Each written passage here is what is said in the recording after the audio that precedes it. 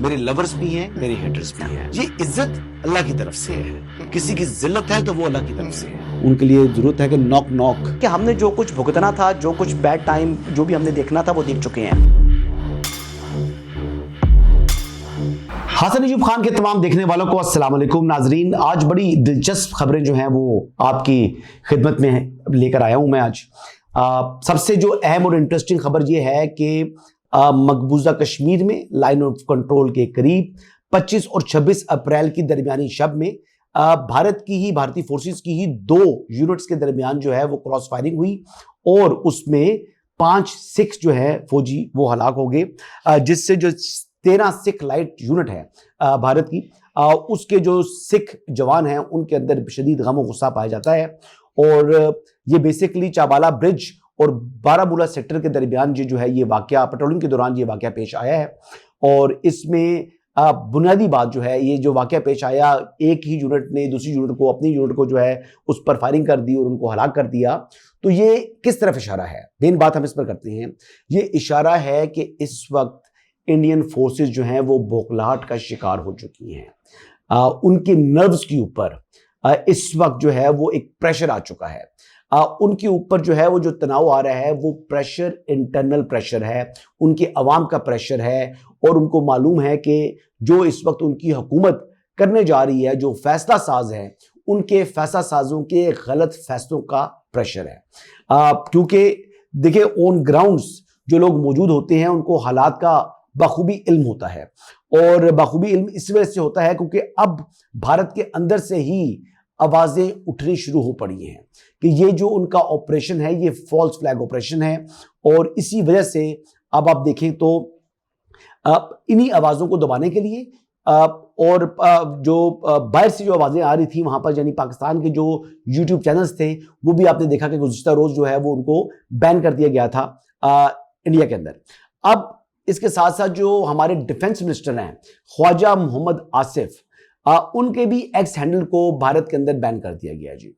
अब ना सिर्फ यहां पर यह मामला हुआ बल्कि इसके साथ साथ अब एक और किस्म का जो है ना वो रवैया इख्तियार कर रही है भारतीय हुकूमत कि उसने अपने ही टेलीविजन चैनल्स को पाकिस्तानी सहाफियों और पाकिस्तानी तज्जियाकारों को अपने जो है वो चैनल्स पर लेने पर पाबंदी आयद कर दी है। एक तरफ अब आप ये देखें कि इंडिया के अंदर चल क्या रहा है। एक तरफ जो है इंडियन आर्म फोर्स के जो अपने ही 2 यूनिट्स हैं वो आपस में लड़ रही हैं। उन्होंने आपस में गलतफहमी से या जो भी हुआ, उन्होंने पेट्रोलिंग के दौरान एक यूनिट ने दूसरी यूनिट यानी 185 बीएसएफ ने उसने जो कि बारामूला में तैनात है, उसने 12 ब्रिगेड की जो 13 सिख लाइट यूनिट है उनके ऊपर 13 सिख इन्फेंट्री लाइट यूनिट, उसके ऊपर जनाब उन्होंने जो है वो फायरिंग की है और वो 5 सिख मार दिए।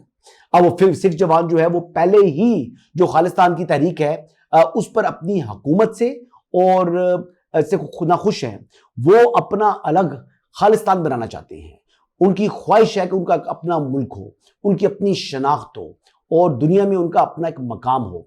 जैसे मुसलमानों ने अपना एक मकाम हासिल कर लिया पाकिस्तान की फॉर्म में, जो बरसगीर के मुसलमान थे, अब वहां के जो सिख हैं वो चाहते हैं आज़ादी।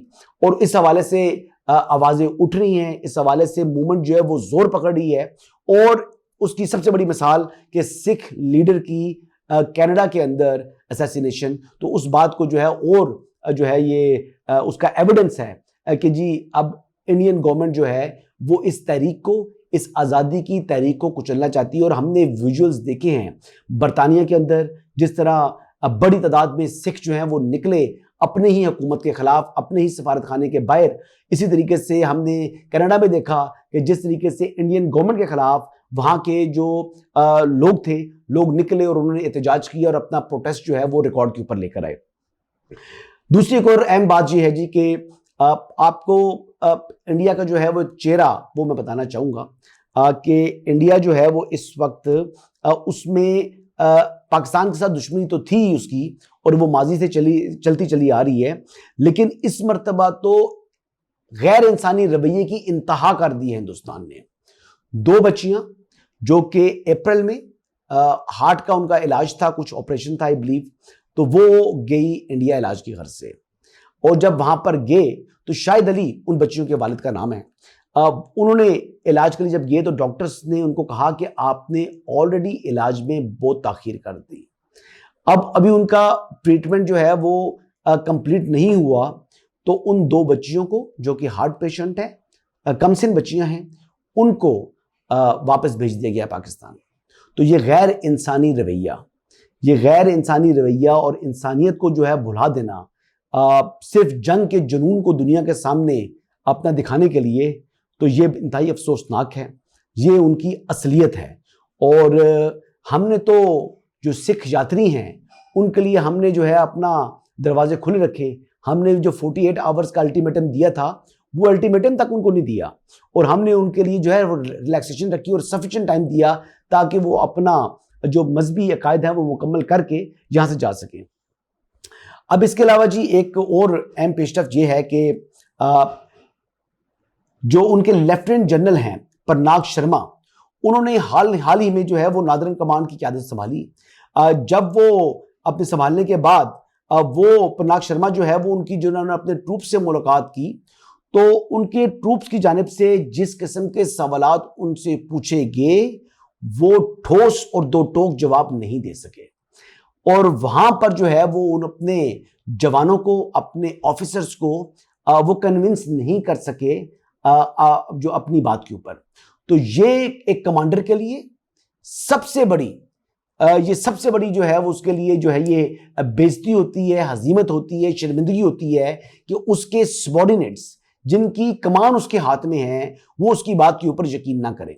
अच्छा, जो सोर्सेज बताते हैं जी कि सवालात उन्होंने जो सख्त सवालात पूछे हैं वो क्या सवालात पूछे हैं? सवालात उन्होंने ये पूछे कि इतनी सख्त सिक्योरिटी के बावजूद ये पहलगाम का वाकया कैसे पेश आ गया। फिर दूसरी बात उन्होंने की कि अगर हमें आप आगे भेजेंगे तो फिर कैंट की सिक्योरिटी कौन संभालेगा। तो ये सिक्योरिटी की जो ब्रीच हुआ है, अगर हुआ है तो वो फिर उनके लिए बाइसे नदामत है, और अगर उन्होंने खुद किया है ये, यानी ये वाकया पहलगाम वाला, तो फिर भी सवालात उठ रहे हैं कि अपने लोगों को आपने मार दिया। तो बुनियादी तौर पर दोनों सूरतों में पहलगाम वाकया अगर एक्चुअली सिक्योरिटी फेलियर है तो तब भी बहुत बड़ा सिक्योरिटी फेलियर है कि 8 लाख फौज के बावजूद ये वाकया कैसे पेश आया। और अगर ये सिक्योरिटी फेलियर नहीं है और उन्होंने खुद ही ये किया है, जिसे हम फॉल्स फ्लैग कह रहे हैं, जो हमारा भी ख्याल ये है कि उन्होंने खुद ही किया है, तो ये खुद किया है, तो फिर ये अपने ही लोगों को मारने वाली जो हुकूमत है, जो रियासत है, उसको क्या नाम दिया जाए? क्या उसको दरिंदा कहना जो है वो नामुनासिब होगा?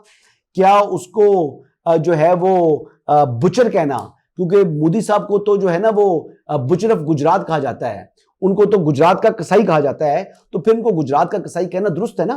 कि अपनी सियासत के लिए आप जो है वो मासूम लोगों की जानों को जो है ले रहे हैं। तो ये इंटरनली जो प्रेशर बिल्ट अप हो रहा है इंडिया के ऊपर, ये इंडिया के लिए, इंडियन फोर्सेस के लिए, इंडियन गवर्नमेंट के लिए बड़ा जो है वो बाइसे परेशानी बन चुका है। इसके अलावा हमारे जो डिफेंस मिनिस्टर हैं ख्वाजा आसिफ साहब, उन्होंने भी एक बात वाज़ेह की। उन्होंने कहा जी कि एक तो पाकिस्तान जो है वो रिटेलिएट करेगा, जैसा अगर कोई शरारत करेगा हिंदुस्तान तो हम उसका उसी तरीके से जवाब देने के लिए हम तैयार हैं। लेकिन वो उन्होंने भी इस खदशे का इजहार किया कि आइंदा चंद दिनों में हिंदुस्तान की जानिब से कोई शरारत हो सकती है।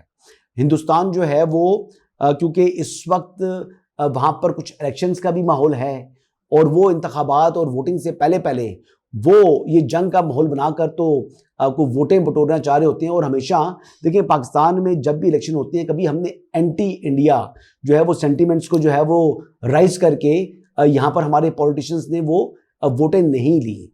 लेकिन बीजेपी जो है उसने तो अपना रवैया ये इख्तियार किया हुआ है कि जब भी किसी जगह कोई जो छोटे कोई इलेक्शन भी हो रहे होते हैं, किसी रियासत के इलेक्शन भी हो रहे होते हैं, तब भी वो जो है वो एंटी पाकिस्तान जो है वो एक माहौल पैदा कर देते हैं और जंग का माहौल बना देते हैं। और जब जंग का माहौल होता है तो इलेक्शन से पहले होता है, जब इलेक्शन हो जाते हैं तो फिर वो जंग का माहौल भी वो ख़त्म हो जाता है। तो जब भी इनके पास अपनी यानी साख और ये कोई डेवलपमेंट को प्रोग्रेस नहीं होती, वो पाकिस्तान मुखालिफ जो है वो बयानियाँ जो है वो बनाकर अपनी कौम को गुमराह करते हैं। और लेकिन मैं एंड में एक बात और करूँगा जो कि सबसे अहम है, आने वाले दिनों में मेरा नहीं ख्याल कि हिंदुस्तान जो है अब इंटरनेशनल फोरम्स के ऊपर अपना केस जो है वो प्रेजेंट कर सका है। आने वाले दिनों में जो पहले ही हिंदुस्तान को शर्मिंदगी का सामना करना पड़ रहा है और आने वाले दिनों में मजीद शर्मिंदगी हिंदुस्तान अपने नाम करेगा, उसकी वजह यह है कि चाइना ने भी दो टोक अंदाज में पाकिस्तान के मौक़िफ़ की हमायत कर दी है। टर्की ने भी दो टोक अंदाज में पाकिस्तान के साथ वो अलाइन हो चुका है और मुझे उम्मीद है कि और बहुत से ममालिक जो है वो पाकिस्तान के मौक़िफ़ के साथ खड़े होंगे। उसकी बुनियादी वजह ये है कि पाकिस्तान ने न्यूट्रल जो इन्वेस्टिगेशन के लिए जो है ख़ुद को पेश कर दी है। उन्होंने कहा जी इसके वाक़े की आज़ादाना और क्रेडिबल और थर्ड पार्टी जो है इसको प्रूव करा लिया जाए। और हिंदुस्तान इस मामले से फ़रार इख्तियार कर रहा है और करता साफ दिखाई दे रहा है। और अगर ऐसा ना हुआ और अगर वो न्यूट्रल इन्वेस्टिगेटर से इसके इन्वेस्टिगेशन कराने पर रजामंद ना हुआ तो ये बात बड़ी वाज़ेह हो जाएगी कि चोर की दाढ़ी में तिनका है और ये फॉल्स फ्लैग ऑपरेशन का जो पाकिस्तान का मौक़िफ़ है वो दुरुस्त है। तो ये चंद चीज़ें हैं जो कि न्यू डेवलपमेंट्स हैं।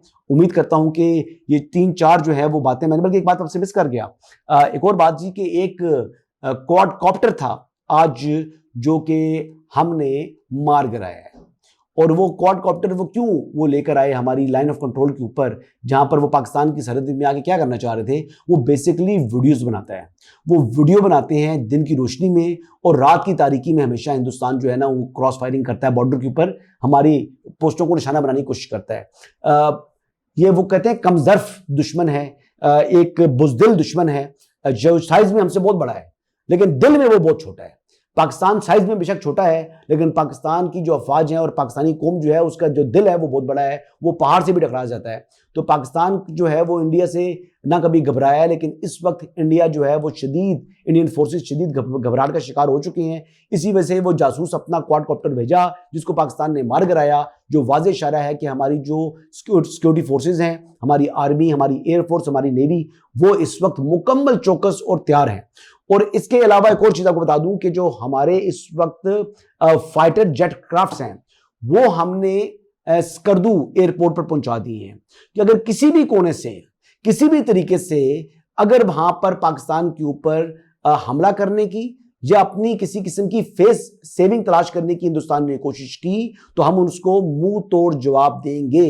Pakistan will not wait even for 1 second. और उस टाइम अगर उन्होंने पाकिस्तान की फदाई हदूद की खिलाफवर्जी की तो हम हिंदुस्तान के अंदर घुस जाएंगे। ये हमारा इरादा है। अज़ाइम बाजार यही दिखाई दे रहे हैं। और मेरे ख्याल के मुताबिक जो मिस एडवेंचर का जो एक प्लानिंग कर रहे हैं इंडिया, वो प्लानिंग मेरे ख्याल से उसको शेल्फ करनी पड़ेगी। नाजरीन, उम्मीद करता हूं कि आज की ये चंद जो बातें थी मैंने कहा आपसे मैं शेयर करूं। काफ़ी डेवलपमेंट्स हैं आज के दिन के हवाले से और अभी मजीद जो है वो डेवलपमेंट जारी हैं। ये एक टॉपिक ऐसा है जिसके अलावा अभी हम कोई दूसरा टॉपिक टच नहीं कर रहे, लेकिन अल्लाह करे कि ये कशीदगी कम हो। हमारी तो दुआ है कि दोनों मुल्क अमन और सलामती के साथ एक दूसरे के साथ रहें, दोनों ममालिक के दरमियान कारोबार हो। लेकिन बीजेपी और आरएसएस माइंडसेट जो है वो इस वक्त अमन के लिए सबसे बड़ा खतरा है। नाज़रीन, मैं उम्मीद करता हूं कि आज का व्लॉग आपको पसंद आया होगा। अब मजीद जो डेवलपमेंट्स होंगी उससे भी आपको आगाह करेंगे। अब तक के लिए इजाज़त दीजिएगा। अल्लाह हाफिज़।